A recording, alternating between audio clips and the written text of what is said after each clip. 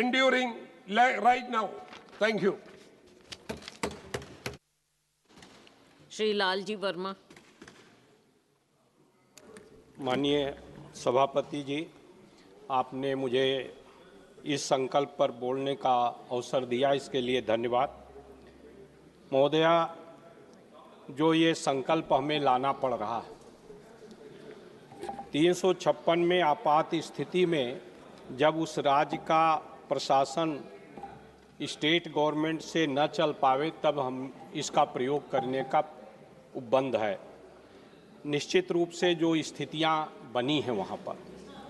आज ये सरकार जब भाषण देने खड़े होते हैं हमारे माननीय गृह मंत्री जी, प्रधानमंत्री जी, तो जिस तरह का शब्दों का चयन करते हैं और जिस तरह से अहंकारमय भाषण देते हैं, निश्चित रूप से वही कारण है कि जिसके कारण मणिपुर में हम चुनाव नहीं करा पा रहे। हम एक तरफ कहते हैं एक देश एक चुनाव, और दूसरी तरफ एक छोटे राज्य में जहां केवल 2 मेंबर ऑफ पार्लियामेंट चुने जाते हों,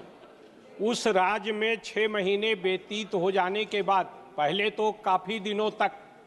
वहां पर जिस तरह की स्थितियां बनी, जिस तरह से महिलाओं के साथ, छोटे छोटे बच्चों के साथ अन्याय हुआ, और जो हम लोगों ने वीडियो देखा माननीय महोदया, निश्चित रूप से शर्मनाक वीडियो था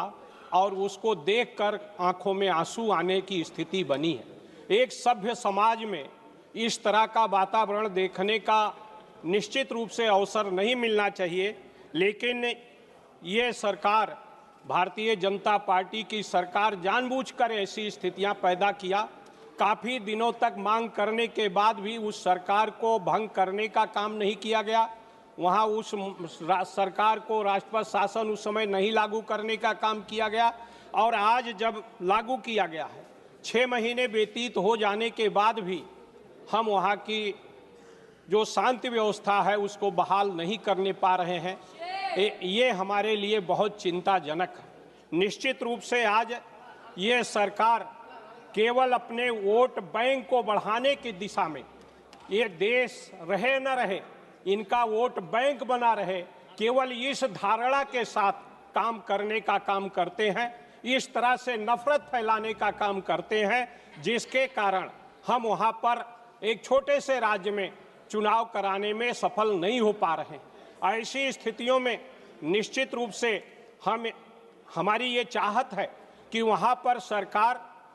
केवल वोट बैंक की दृष्टि से न काम करते हुए, वहां की भावनाओं को समझते हुए वहां शांति का वातावरण पैदा करने का प्रयास करे और जल्द से जल्द लोकतांत्रिक व्यवस्था को कायम करके वहां के लोगों को अवसर देने का काम करना चाहिए। हमें देश सर्वोपरि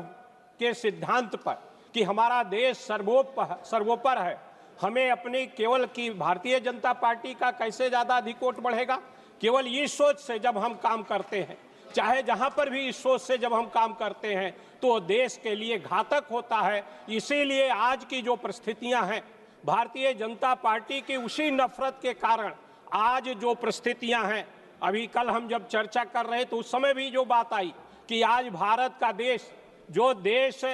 चाहे वो 1965 की लड़ाई रही हो, 1971 की रही हो, 1999 की रही हो, हमारे देश के साथ दुनिया के तमाम देश खड़े नजर आते रहे, लेकिन आज इस देश में जो भारतीय जनता पार्टी की नफरत की नीति है, उसके कारण हमारा चाहे वो विदेश नीति है वो पूरी तरह से फेल हुआ, और उसी के कारण मणिपुर आज भी इस तरह के समस्याओं से ग्रस्त है। ऐसी स्थिति में निश्चित रूप से हमारा ये मांग है कि वहाँ पर प्रधानमंत्री को भी जाना चाहिए,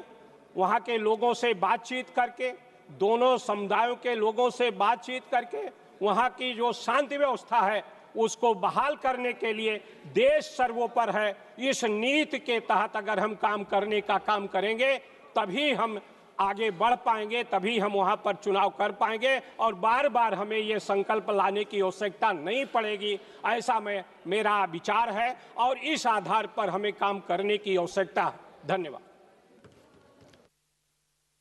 अकोली घोष।